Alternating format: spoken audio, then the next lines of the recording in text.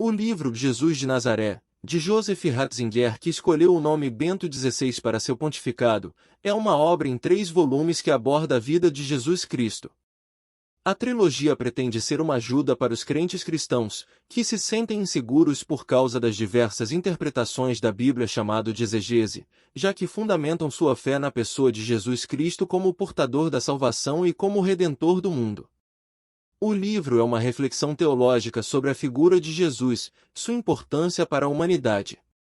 Apresenta um breve relato de como Jesus era retratado a partir dos evangelhos, a forma tal como ele viveu sobre a terra e aborda diferentes aspectos de sua natureza, sendo totalmente homem e sendo ao mesmo tempo Deus e homem.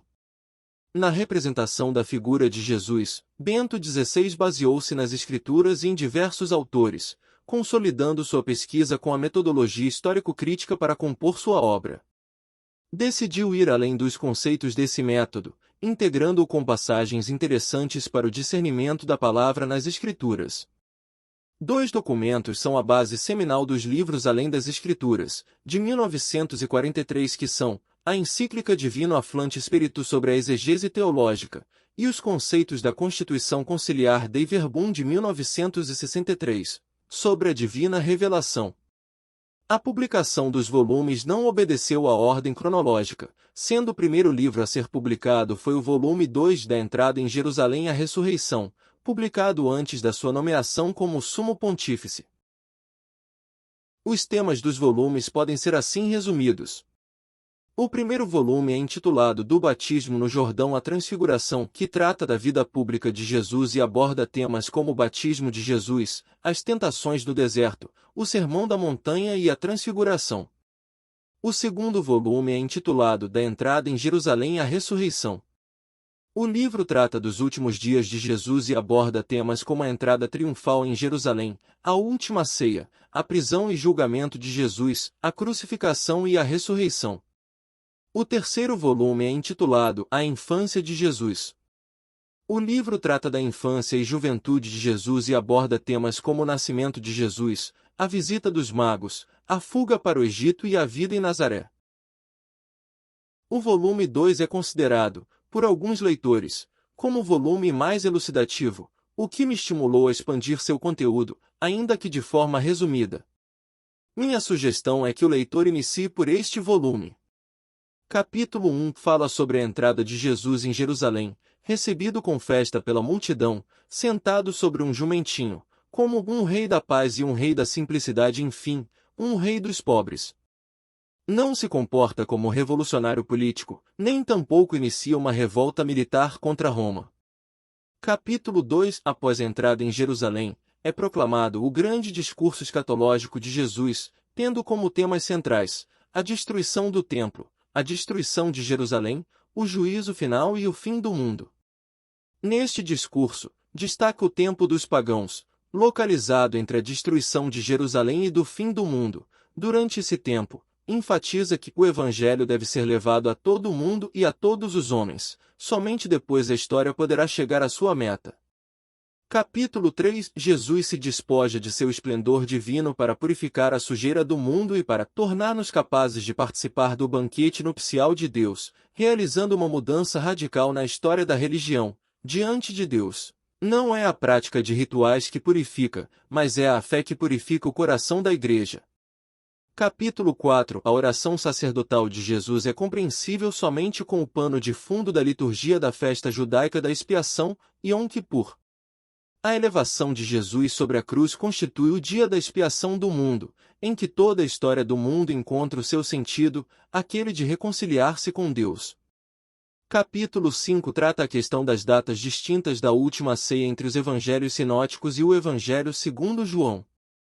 Salienta que a pesquisa histórica pode chegar somente até certo grau de probabilidade, nunca a uma certeza última. Se a certeza da fé se baseasse exclusivamente sobre uma abordagem histórico-científica, permaneceria sempre passível de revisão. A última ceia significa a sua despedida, pois não pertencia a nenhum determinado rito judaico. Capítulo 6 de Jesus pede que os discípulos façam vigília, mas é em vão. Uma angústia suprema assola Jesus, na consciência de tomar sobre si todo o mal do mundo, é o encontro entre luz e trevas, entre vida e morte, o verdadeiro drama da escolha que caracteriza a história humana. Jesus eleva sua súplica ao Pai, aquele que pode salvá-lo da morte. Capítulo 7 aborda o processo contra Jesus e sublinha que não foi o povo judeu como tal que desejou a morte de Cristo, pois também Jesus e seus discípulos eram judeus. Quem o acusava era a aristocracia do templo, e os apoiadores da soltura de Barrabás. Capítulo 8 trata da crucificação e a deposição de Jesus no sepulcro. Ninguém esperava o fim do Messias na cruz representa um fato relevante, num primeiro momento incompreensível, mas que levou a uma nova compreensão da Escritura. Capítulo 9 aborda a ressurreição de Jesus dentre os mortos, visto que, sem a fé na ressurreição, a fé cristã é morta. Somente se Jesus ressuscitou aconteceu algo verdadeiramente novo que transforma o mundo e a situação do homem. A ressurreição não foi o milagre de um cadáver reanimado. Foi a entrada em um gênero de vida totalmente novo, rumo a uma vida que agora não estava mais sujeita à lei do morrer, mas que vai além disso, inaugurou uma nova dimensão do ser. Cada um dos livros da Escritura não é uma simples literatura, seu teor cresceu a partir do sujeito vivo, que é o povo de Deus peregrino, e vive nele. Poder-se-ia dizer que os livros da Escritura se referem a elementos que atuam uns com os outros. Em primeiro lugar está o autor individual ou o grupo de autores, aos quais devemos um escrito. Mas estes autores não são escritores autônomos no sentido moderno, e sim pertencem ao sujeito comum do povo de Deus, a partir do qual e para o qual falam, que é assim o autêntico e mais profundo autor das Escrituras. O livro Jesus de Nazaré procura representar o Jesus dos Evangelhos, como o Jesus real, como o Jesus histórico no sentido autêntico. Há que se ter o sentimento da figura, o Jesus dos Evangelhos racional e manifestamente histórico, que melhor pode se compreender pela exegese das Escrituras. Bento XVI não fala simplesmente a partir de si mesmo nem para si mesmo. Ele fala a partir de uma história comum, que o transporta e na qual ao mesmo tempo estão presentes as possibilidades do seu futuro, do seu mais vasto caminho. Ele fala no interior de uma comunidade viva e, portanto, num movimento vivo e histórico, mas no qual está em ação uma força que é maior e que o conduz. Esta mais-valia interior da palavra, que transcende o seu momento, só alcança sua validade a partir das palavras que foram amadurecidas no processo da história da fé.